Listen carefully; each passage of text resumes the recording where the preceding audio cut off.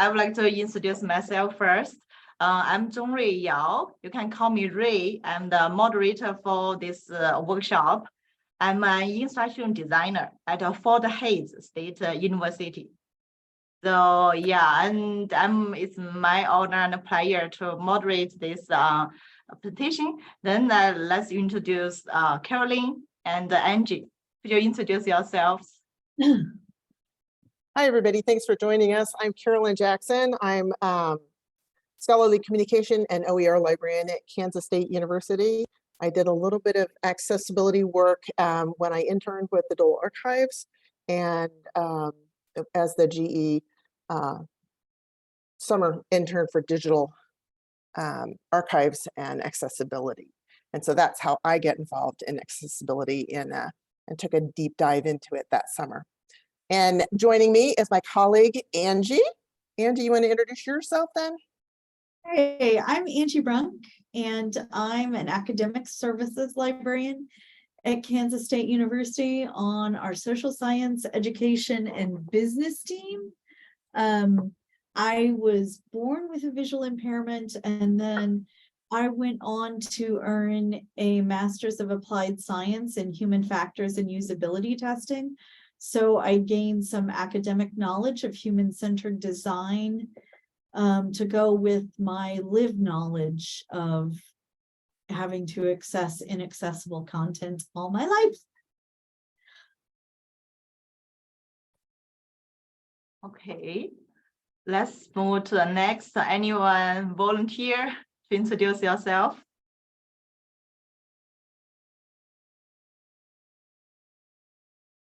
How about Amanda? Oh, you are muted. Could you? Hi. My name is Amanda Luke, and I am the Open Educational Resource Librarian at Washburn University.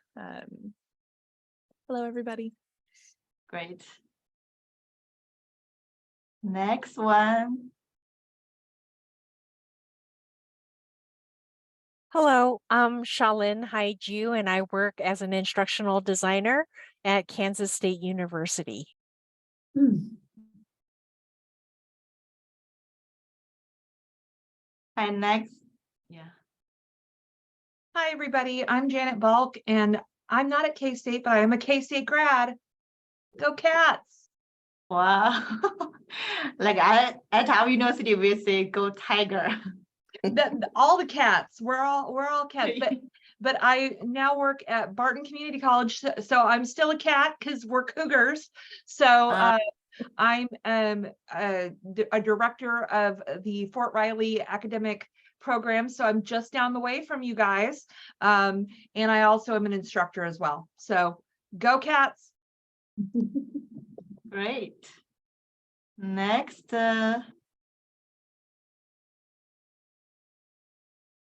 How about Baden? Could you introduce yourself? Hello, my name is Bedr Abukhtar. I'm from Fort Hays State University, from the math department.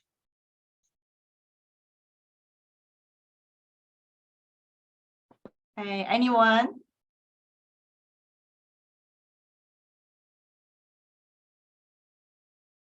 I'm Kristen Cederstrom. I'm the Electronic Resources Librarian at the University of Kansas Medical Center. Okay, great, welcome. I think we have. Oh. And I'm Raymond Deezer. I'm a systems librarian at Kansas State University Libraries. Okay, great. I think that's everyone for now. And Caroline, do you want to start? Yeah, I'm happy to do so. So once again, for those of you coming in late, I'm Carolyn Jackson, and I'm the Scholarly Communication and OER Librarian at K-State. And Angie is with me, and we are looking at accessibility in OER today. We've got a real focus today on the user experience. And this is where Angie's experience and her expertise both really come into play and provide us a really interesting look at accessibility and accessibility from someone with a visual disability, and how we can empower our users of OER to really get the most from their experience. If I could figure out how to advance the slide, will be great. There we go. And that's us. Angie, you want to talk again briefly? We did introduce ourselves, but go ahead and talk about your experience, your expertise there. Okay. Well, so I have both lived and learned experience with accessibility. Actually, I also just joined the Manhattan City ADA Advisory Board. So I'm going to get even more experience. I have served on accessibility focused committees at 4 different universities now, in 3 different states. So I've seen a wide variety, and I've served as a mentor for many disabled students and young professionals over the years. So I've interacted with a wide variety of people with a wide variety of disabilities and different perspectives on what their needs are with regards to assistive technology and accessible and inclusive design. And I want to be clear here that you'll hear me say accessible and inclusive design and rarely universal design. And that's because the idea that you can design one thing and everybody can use it, it's a nice idea, but it breaks down when we're dealing with actual reality. All right, so I think Carolyn's got some more general slides to start. So why accessibility? Well, we have, ADA compliance. We have 509, an IDEA. Angie, I know you know about these. So how do these relate to each other? Okay, so these are all different pieces and parts of accessibility that we have to deal with in education. Everybody knows what the ADA is. And it is kind of your general accessibility standard. It was passed in July of 1990. So the ADA is more than 30 years old, and it is a civil rights law. And it's really time that people started paying attention to it. But actually laws that affect education and require that education be accessible are even older. They stretch back to the late 60s and early 70s, depending on which piece or part we're talking about. The ones that affect us the most are what's called Section 508. You'll just hear it referred to as 508 or 508 compliance, and IDEA, which of course what that acronym means is slipping my mind. Yeah, I think it is the Individuals with Disability in Education Act. Anyway, those laws each have different little pieces and parts, and they do interact together. The standards for higher ed are a little different than for, say, K-12. For example, in K-12, it's very possible to actually modify the curriculum, as in you don't have the same expectations for students with certain disabilities, like say students with intellectual disabilities, perhaps. Whereas at the university level, curricular modifications are much, much rarer.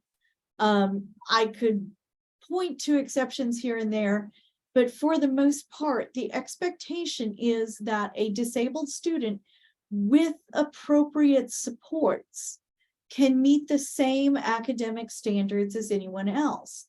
And there are programs that are allowed, and in fact, in some ways required, to exclude people with certain disabilities. For example, I'm not allowed to drive a car, so there's no way I'm getting into, say, a commercial driving or heavy equipment operator program. That's just not going to happen. So, there are definitely some gray areas and some ambiguities, but that's kind of a general philosophical point to approach this from. You know, almost everyone at some point is going to have either a temporary or a permanent disability, especially if you live long enough. Basically, in the US, we believe through various data points, various surveys, et cetera, that about 20 to 25% of the population has a disability. And also I should add that that's non-institutionalized adults. Most advocates believe that that is a strong underestimate. And if we ask the right questions, we would probably find that somewhere around 1/3 of the population has something that rises to the level of a disability. So what, you know, as we look at this and we look at what does then accessibility looks like. So we're looking at things like perceiving, being able to understand content, navigate it. How do you get from section to section? And how do you interact with electronic information? And how then can that be translated into being an active contributing member of the digital world? So, and we'll get into that a little bit more in detail later about what does that mean, the digital world.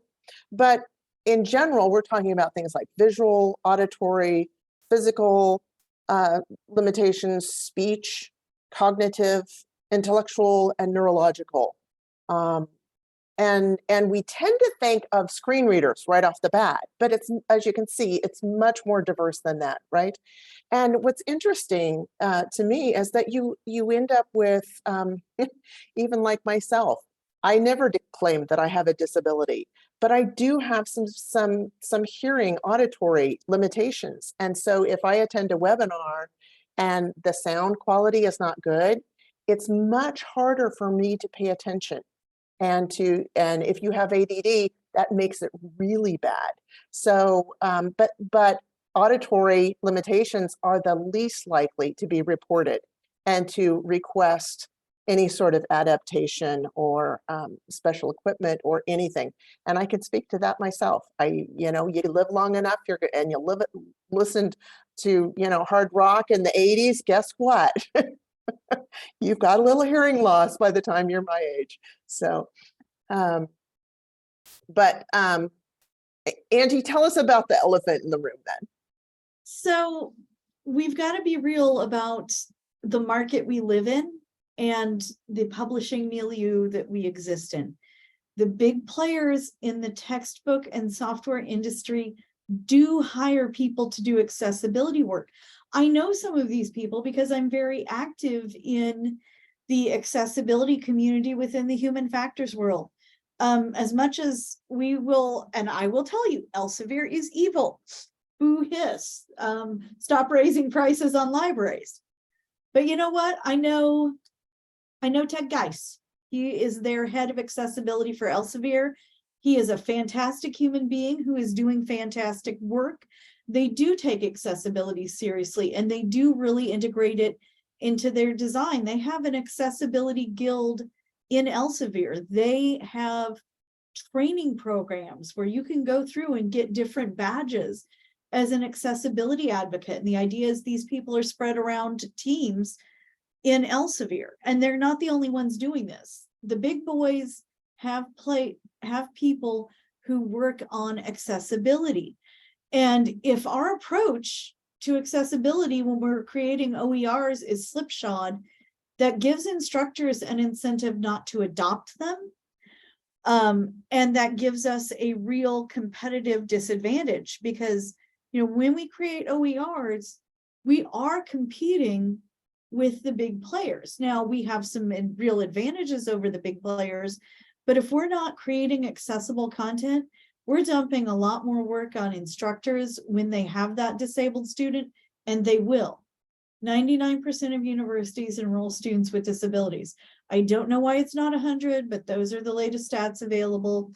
And again, even at the college level, we're still looking at around 20% of students having a disability. If you're an instructor, you will encounter disabled students. Okay. So we want to think about some of the most important principles, especially as we're approaching this from a design perspective and how we communicate with instructors who are creating OERs about our expectations. One of the real pluses from an accessibility point of view of electronic resources, like a lot of open educational resources, but I will admit a minus as someone, I also have a master's degree in journalism. I came up, I first learned about design in the print world, and I'm going to date myself here. When I first learned how to control leading and kerning in Quark Express, I thought that was so cool. And I loved that I could, have this really fine control and get everything to look just so on paper. And it's beautiful, but you can't do that. It's not good for creating a more accessible environment. You have to let go of some control. And you have to allow the user some agency over the final look and feel of the document. And I know that that's hard, especially when, yes, aesthetics matter. And I will be the first to tell you that accessibility is not an excuse for crappy design. You can marry accessibility and aesthetics. They're not mutually exclusive. It requires more work, but it can be done. And we need to really remember that we're conveying content. We're not creating great art that's going to hang in a museum or that's going to win a design award. So, and when you're thinking about design, I've encountered a lot of people who seem to think that accessibility is somehow different from usability, and it's not. They are different ways of looking at the same problem. And it is possible to have a document that technically meets accessibility requirements, but is not actually really usable for a disabled person. So it's very important to understand that accessibility and usability work together and they go hand in hand. They're the same thing. They're two sides of the same coin. And we need to always bear that in mind in our approach to designing things. Now, if something breaks, let's go a little further on what I mean by you have to give up some design control. If it breaks when you substitute Comic Sans or Open Dyslexic or other reasonable font choices, like if somebody wants to substitute like Curls MT and it breaks, that's not your problem. But if somebody needs to substitute, say, a standard serif type for a sans serif type, or Comic Sans, which, yes, it makes my designer's eyeballs bleed, but for some people with dyslexia, it's the right choice and it's much more accessible. And in fact, there are several specific fonts designed for dyslexic people. And if your OER breaks when somebody needs to substitute those fonts, that's not good design. If you invert the color space, which some people do need to see the white text on the black background, and things break, again, that's not a good design. Ideally, what you want to do with inverting the color space, and the Glaucoma Research Foundation actually does this really, really well. And I've been told by people who do the coding that it's actually not difficult to do. They have settings on their website that will invert the colors, but not invert the colors of photos. So just bear that in mind. Some people really do need that different color space. And most of all, if it breaks when you enlarge text, that's a real problem. And in fact, if it breaks to the point that the user has to do a lot of horizontal scrolling, it's not accessible because, so Wayne Dick, who is a blind mathematician, has actually done the math and done the research. And a very conservative estimate is that if something requires a lot of horizontal scrolling, it is 50 times more work for the end user. We don't ask people to do 50 times more work because they have a disability.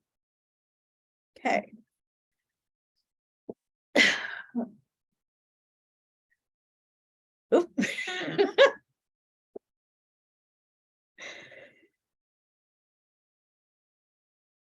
Okay. So some of our basic standards, WCAG, which stands for Web Content Accessibility Guidelines, the current working version is 2.1.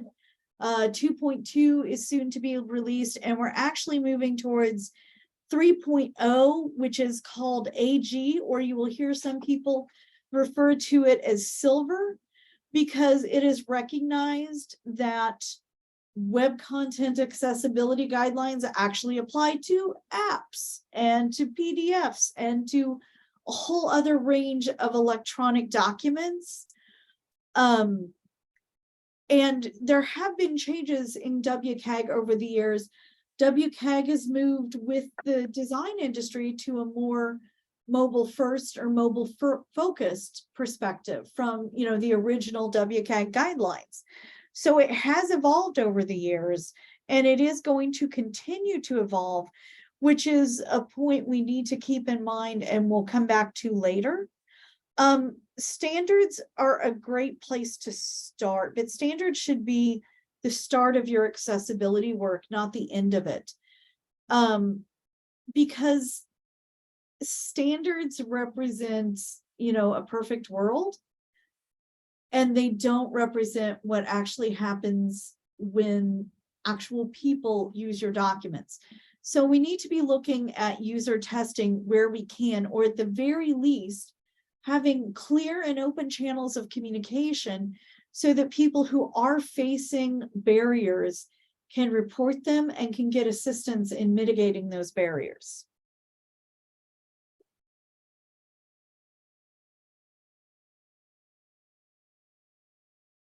So we do have automated testers. You'll hear them referred to as 508 checkers, wave scanners, probably a few others that I'm forgetting. They do provide basic information. They're a good place to start. But here's the deal. They will pick up a lot of errors that are technically errors from a coding perspective, but that don't actually have impact on end users a lot of times. But that will still show up in these scans. And they also miss a lot of things that are actual problems. So that's something to bear in mind, but they are a good start. And I use them all the time. If I'm, you know, if somebody asks me to look at a web page, the first thing I'm going to do is probably run WebAIM. There are others. I just kind of picked one. I mean, if you can, it's a good idea to use a couple and kind of cross-reference the data you get. But they're a good place to start, and they kind of help me focus and look at, okay, I want to look in greater detail at this area or that area, or I have questions about how this was done. But you cannot pass something through a 508 checker and say, woohoo, we're accessible, we're done. It always has to go through a human being. Also, and this is a real problem and potentially a real dilemma in education, 508 checkers do not actually look at usability. So for example, and this is quite a common problem in higher ed, when the Office of Civil Rights is checking to see if we're compliant, they just run a 508 checker. They don't actually have a human look at things and analyze it and go, oh yeah, no, they did the right thing there. So for example, as we have a lot of these in higher ed, staff directories. Okay, so ideally with a staff directory, you want to put in intentionally blank alt text on all the images of people. Because what a screen reader is going to do is pick up image of Angie Brunk. And imagine doing that for everybody in your staff directory or whatever you call it. That would be just unbelievably annoying to me. And unless you're going to have alt text that describes the person, which, oh, we don't need to go there. We really don't need to open that can of worms. Then you can't really have meaningful alt text, and the images are there to serve a purpose for people who would recognize someone based on visual details or seeing the face. And chances are that's not going to be a blind person. So it's not really, it's in this case, the image is more decorative than actually providing meaningful content, at least for the purposes of determining whether or not we need alt text. However, because OCR is just going to do a 508 checker, they're going to flag that as missing alt text, which they are going to consider a problem instead of looking at it and going, oh, wait, no, that makes sense. So unfortunately, for the time being, and I hope this changes, we have to do something that is actually not good usability in the name of compliance. So, you know, I think it's important that we consider these weaknesses when we're talking about how we use these tools. And like I've said before, ideally, we want to test with humans who use assistive tech in their daily lives. You know, you can get certified as an NVIDIA screen reader user that, yeah, you actually really know how to use, for example, NVIDIA.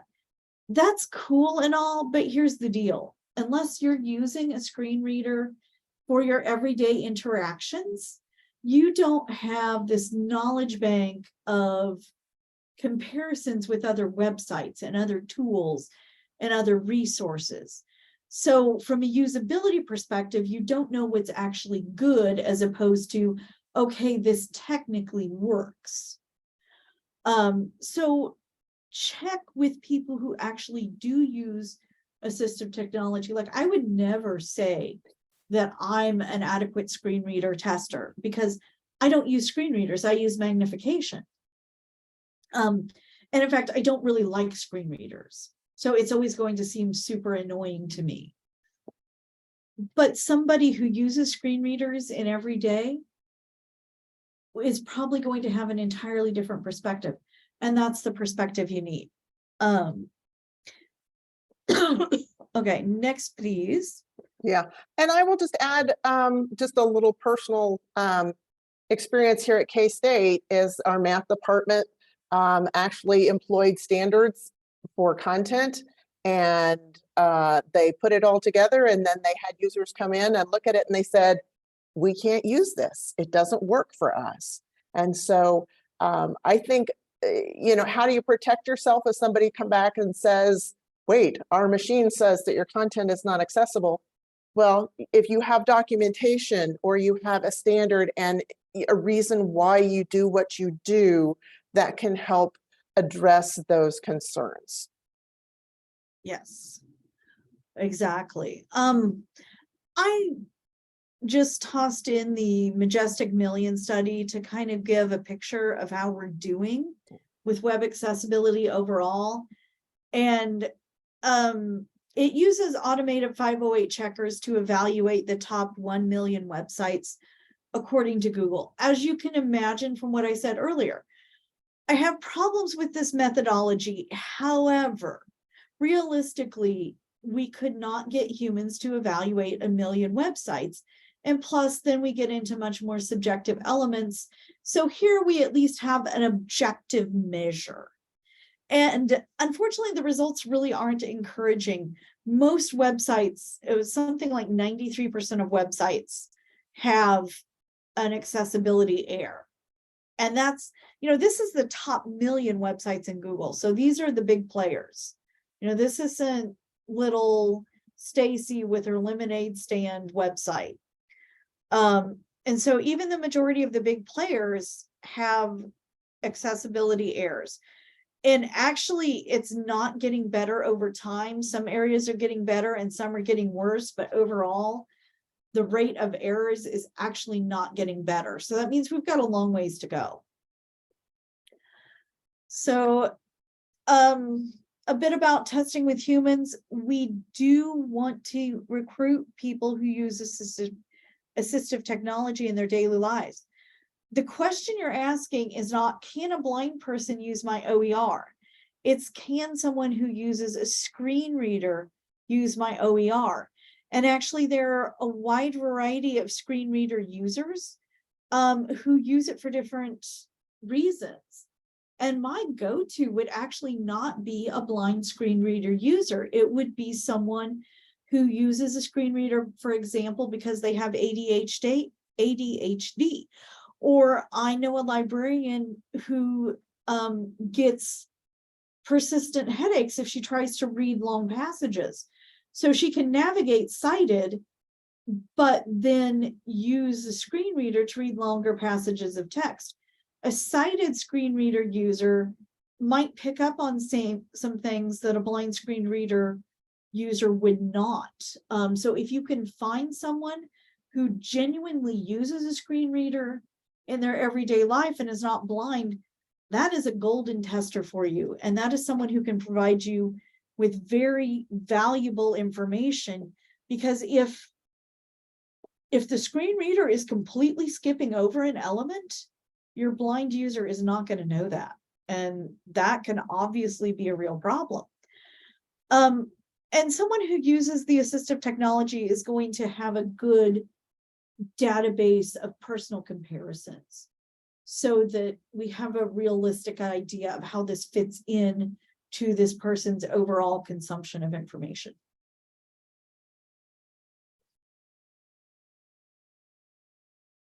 And next, please. So there are a lot of, some of the things that we do to ensure accessibility are actually pretty boring. Having a clear accessibility statement is a must. Your repository should have an accessibility statements. What standards are you following? Are there any known issues like, hey, maybe this heavy equipment operator's manual is not accessible, and maybe that doesn't matter as much, but you know what?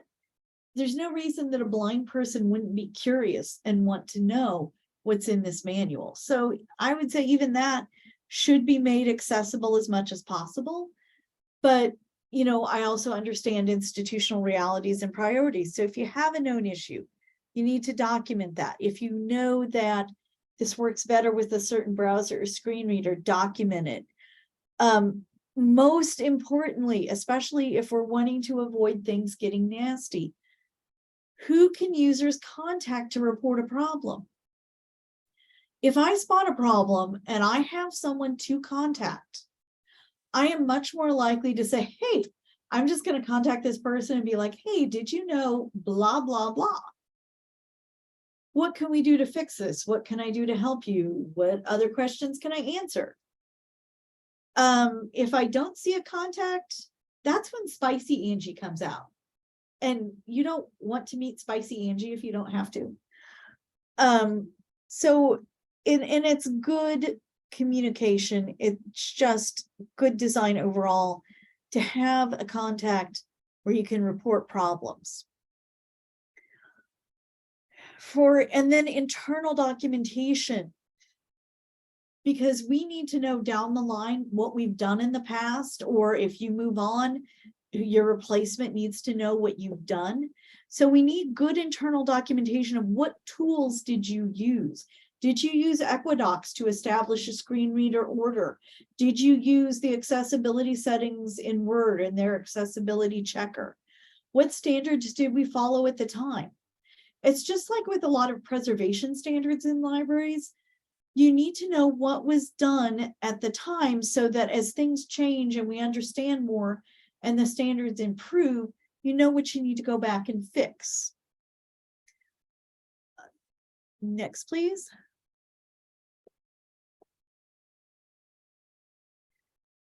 which brings me to how do we future-proof? Okay, my fellow librarians, we need to weed, and not just on April 20th. And this includes the digital stuff. Just as physical libraries cannot be infinite bags of holding, digital libraries shouldn't be either. Because there is always a cost to maintaining things, whether it's files or physical objects. So if a document is still important enough to maintain in your repository, it's important enough to make sure that it meets the latest accessibility standards. If the document is not worth your time to update and make sure it's conforming to the latest accessibility standards, you probably don't need that document in your repository. And this applies to all the things that we produce. We have records retention schedules for a reason. And that reason is that things have a useful shelf life. And this is also better usability in that it reduces the noise, it reduces the clutter, it makes everything cleaner.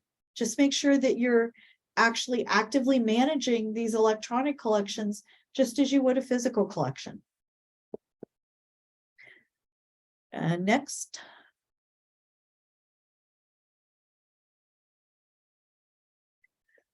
So there are a wide variety of tools, and this is admittedly going to be superficial.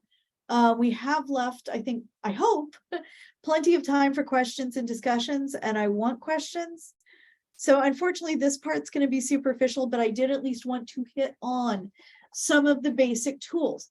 All modern production software has built-in accessibility tools.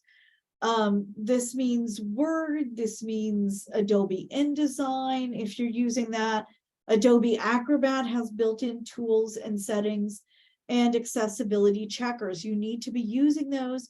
You need to familiarize yourself with those. There are plenty of really great guides online. And if anyone has questions, I'm always happy to answer them. I do have my contact info at the end of this. I'm not that hard to find. And if you come to K-State, I've got the purple hair. I'm not that hard to find.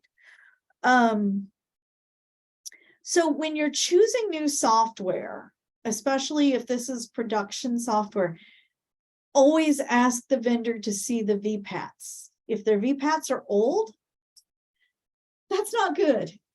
If they don't know what a VPAT is, and yes, I've encountered this, that's really not good. You know, just make sure that you're buying software with these tools and learn about the tools that are available to you. There's all kinds of information or tutorials. If you have a hard time finding something, just shoot me an email. I will get to you as soon as I reasonably can. A lot of the free software is not really accessible. And yes, I'm specifically talking about Google Docs and Google Sheets. I understand why people use them. Please know that every time somebody sends me one, I dread what I'm going to find, because there's some real problems, and I have fairly low support needs, and I'm a very savvy user, and I get frustrated very frequently with Google Docs. So just please be aware of that. And please be aware that if it's free software, and just because you can do it in Canva does not mean you should, by the way. Equidocs, now it's not cheap on a personal scale, but on an institutional scale is very affordable. We subscribe to Equidocs at K-State.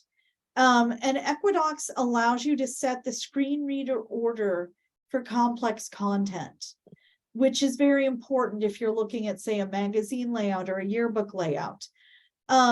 It also allows you, and this isn't the feature they advertise, but I actually think it's a more important feature. It allows you, say you've got an old document that you only have in PDF, it will allow you to convert a PDF, even one that was not well done, into HTML. And HTML is much easier to make accessible. I would also point out a lot of the universities in Kansas have campus-wide subscriptions to Read and Write Gold.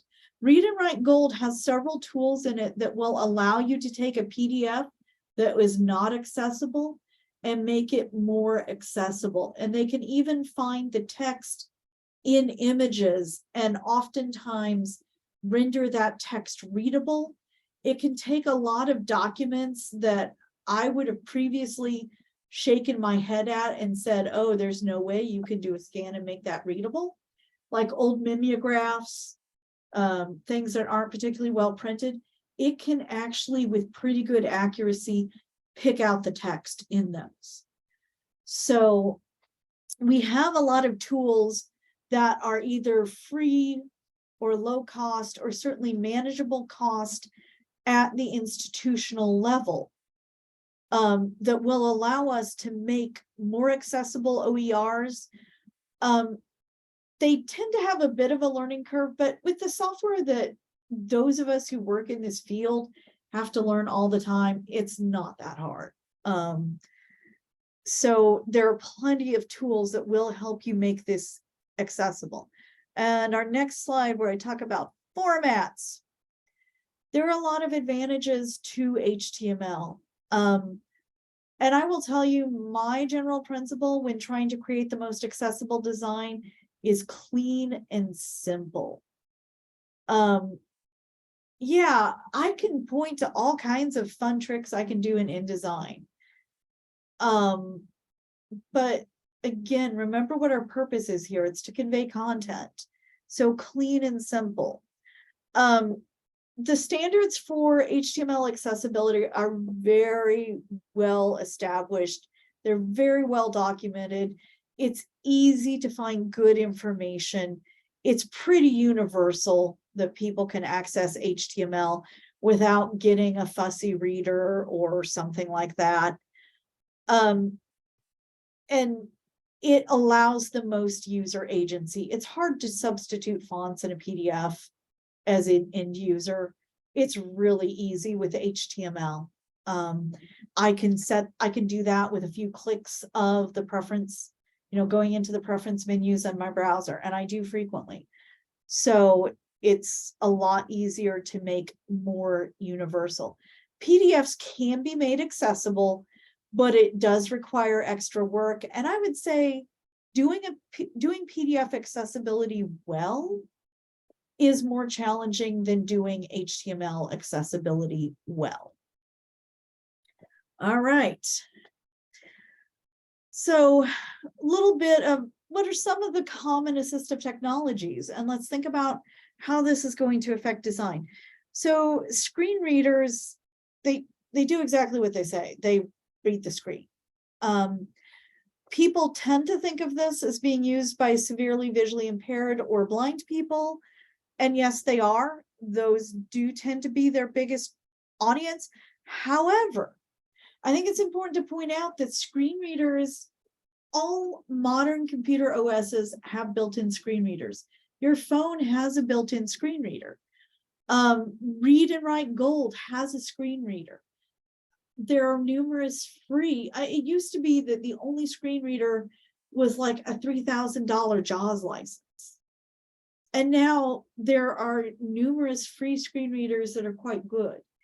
And so as more and more people discover this, I think that we're actually going to see an uptick in screen reader use. Think about if you have to read a bunch of articles and you have to cook dinner and you have to, do X, Y, and Z, or maybe you want to read an article on your commute. I mean, finding audio versions of this text is fantastic for a lot of people. Some people with cognitive disabilities or print disabilities want to have something read to them as they read it, and that helps reinforce learning. But I think we're going to find more use of these tools for personal preference or convenience as these become more and more ubiquitous. So screen reader users are not just blind people. And there are probably a world of people in your campus that use screen readers on a fairly regular basis. like I said, I use magnification. I tend to prefer magnification within an application or my browser because that usually eliminates or reduces horizontal scrolling. If I have to, I can use whole screen magnification, but it often magnifies things that I don't really need magnified. You know, I need magnification more for the longer stretches of text. And it's easier to control what's magnified with, you know, browsers or in-app magnification. But you do need to see, how does this look when I use different types of magnification? Font substitutions, as I've mentioned, for visual impairments, learning disabilities, cognitive impairments, a whole slew of reasons to do a font substitution. Color modifications, you know, our vision changes as we age. Various conditions can cause our vision to change. Different color spaces work well for different people with different disabilities. So just bear in mind that the color space you put something in might not be the color space that your end user needs. Masking and highlighting is primarily used with people with, say, ADHD or other cognitive disabilities. It allows people to reduce distractions by either highlighting what they want to see or masking off parts they don't want to see. These can be either physical or electronic. If you want to play around with it, Read and Write Gold does have masking and highlighting tools, and they're fairly easy to use. Some people use alternative pointing devices, and especially with screen readers, keyboard navigation is incredibly important. There are plenty of people who can't really use keyboards or can't really use a mouse. So maybe they use head mouse, maybe they use a trackball, switches, pedals. You know, there is a whole slew of alternative pointing devices, or maybe they entirely use their keyboard. And then, of course, captions for audio content. And I would add, if you're doing videos, I would hope that you're doing captions for every video, but I would hope that you would also understand if there's significant visual content, that visual content needs to be explained. And a lot of that can be handled through good script writing. There's nothing I hate more than seeing a video telling me how to do something that is just images and no sound. That I can, if I have the audio to explain what's going on, I'm much more likely to understand what's going on visually. Okay. Assistive tech use is very personal, and user needs vary day to day. Depends on, especially as people are becoming disabled or adjusting to a new condition or diagnosis, your needs can vary quite a lot. And it's a very, very personal decision. And disabilities and chronic diseases can emerge at any point in life. It's not unusual for them to emerge as students are entering or completing college. It's, you know, a significant time when our bodies and brains are changing. But they can emerge at any time. And questions and our contact.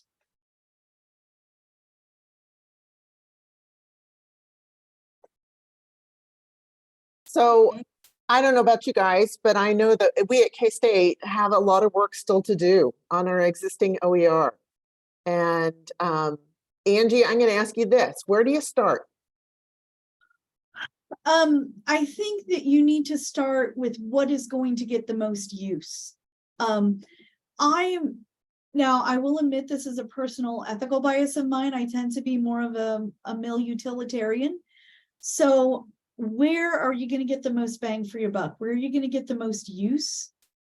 Where is it perhaps something that's very public facing? The most important thing is to understand that you have a lot of potential to alienate people. So if you have an open educational resource in a class that everybody has to take as part of their gen eds, like your basic comp class, your college algebra, something like that, that needs to be your first priority, because that might be a student's first intro to an OER. And if that is a negative experience for them, that is like rolling out a big unwelcome mat, and it can affect how they psychologically interact with various tools throughout their college experience. And it looks like I have a hand up. I can't see who that is, but I think Butter? the Beta? yeah, what was your question? You mentioned the college algebra. The problem with the math is not just the textbook nor the supplementary materials. It's mostly the software even Oh, that yeah. has a lot of the graphs, like Cartesian graphs and all that stuff. It's really hard to put it in a reading machine to describe a question for the students. Mhm. And I had a question like this last couple of weeks ago in one of my presentation, and they were asking, how do you do that on the software? And I was thinking about it deeply, like going inside coding, it's really going to be troublesome going through question by question, describing every question, writing every note. And I'm not saying technical support is going to be enough for us to just transfer the whole homework system to be 100% accessible for somebody with a reader. That's what I'm not sure. Even the one which I used before was paid for, like a commercial one from different companies I used for the last 20 years. None of them, they had the capabilities of doing such thing. So I'm just wondering how this is gonna happen and how we can roll it up to like just a little bit of the standards. It doesn't have to be all the way. Right. So I'm going to address a couple things there. First of all, you do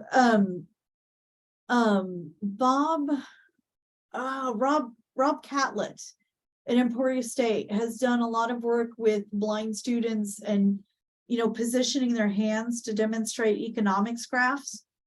So that is a valid technique. You can 3D print graphs. You know, there are ways to make tactile graphs, both there are special embossing machines that are designed for use by blind students. But beyond that, with modern 3D printing, we can do a lot to demonstrate, you know, different types of curves and different types of shapes. There is some work on, and I've discussed this with one of our data science professors at K-State. So there is some work on making audio versions of data visualizations. And I also know some other people who are doing work on that. So there is work being done. One of the bigger obstacles I see is there's a lot of work done if you are totally blind or you have normal vision, but most people actually fall somewhere in the middle there, and there's very little work done on that. And I find, you know, even though I'm low vision, I'm not blind, I do find a lot of these very challenging to see.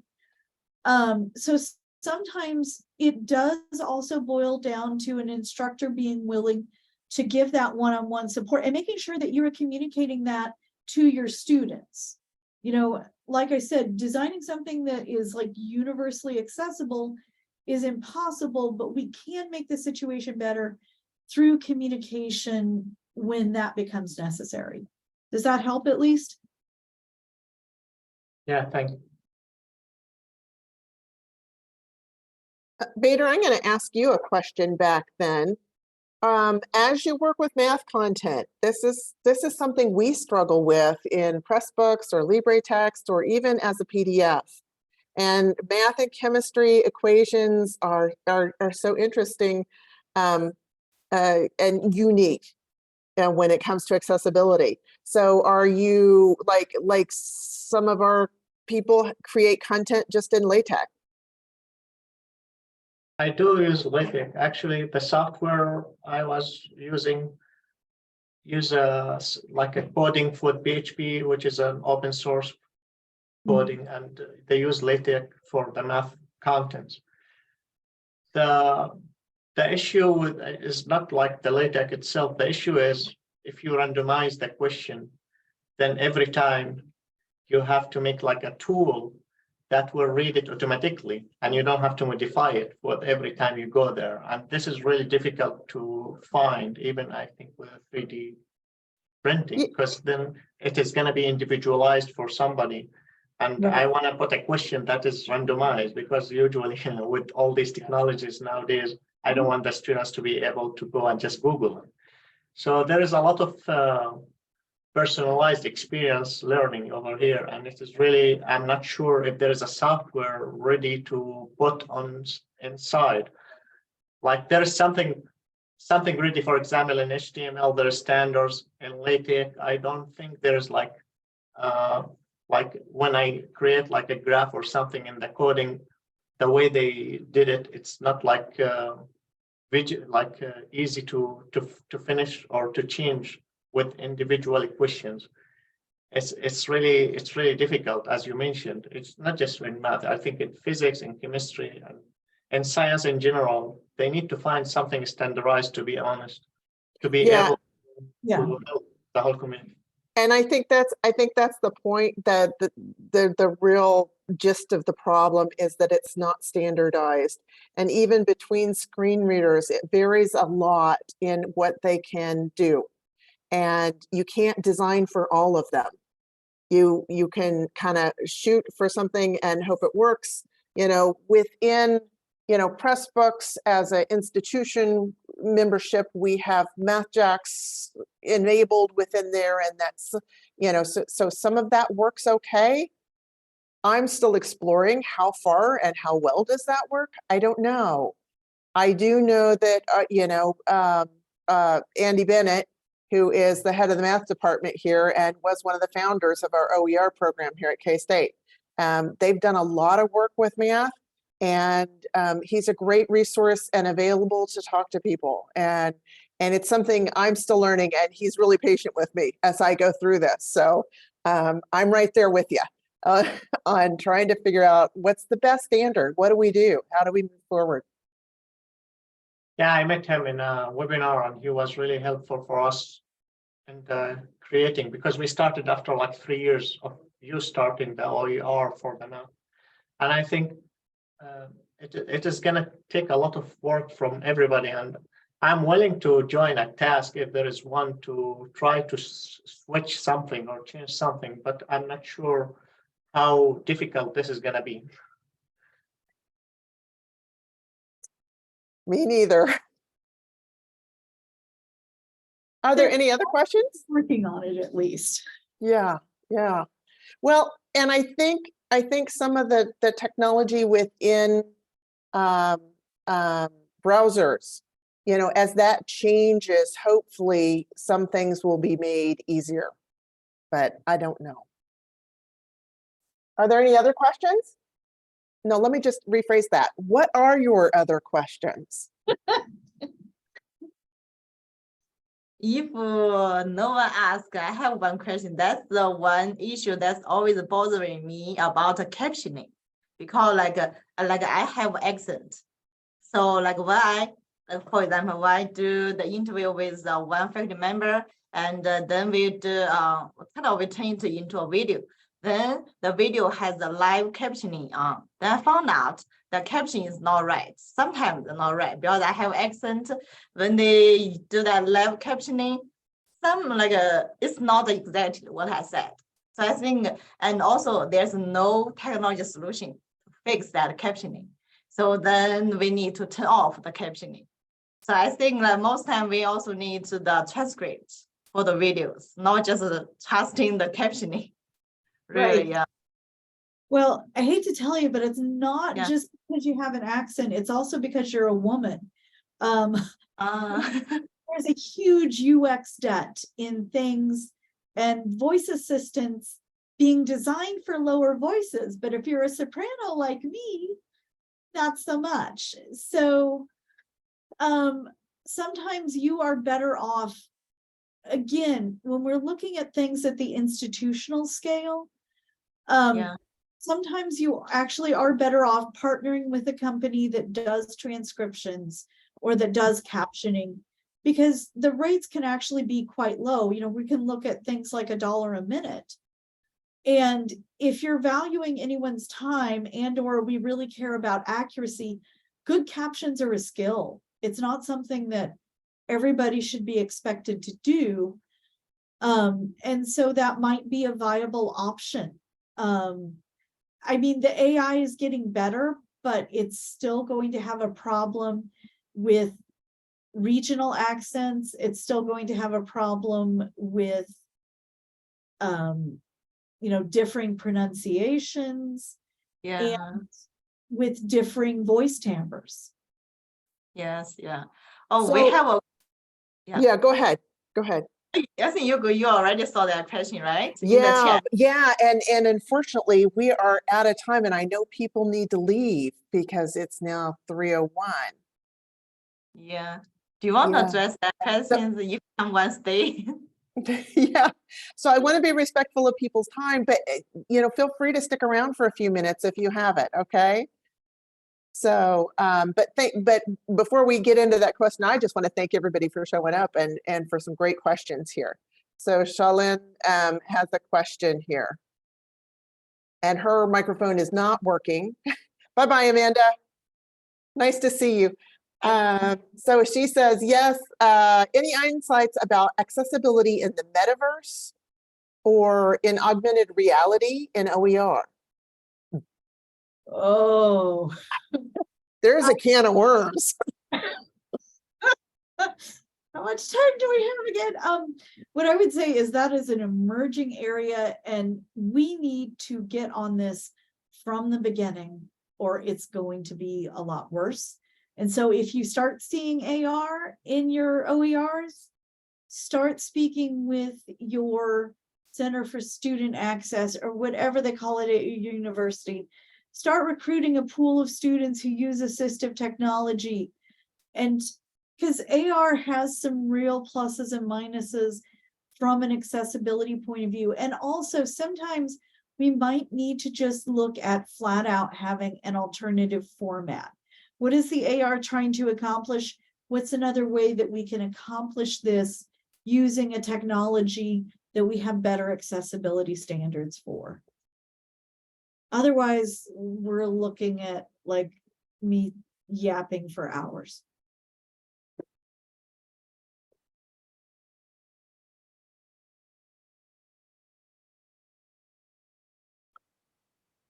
Okay. Any further questions?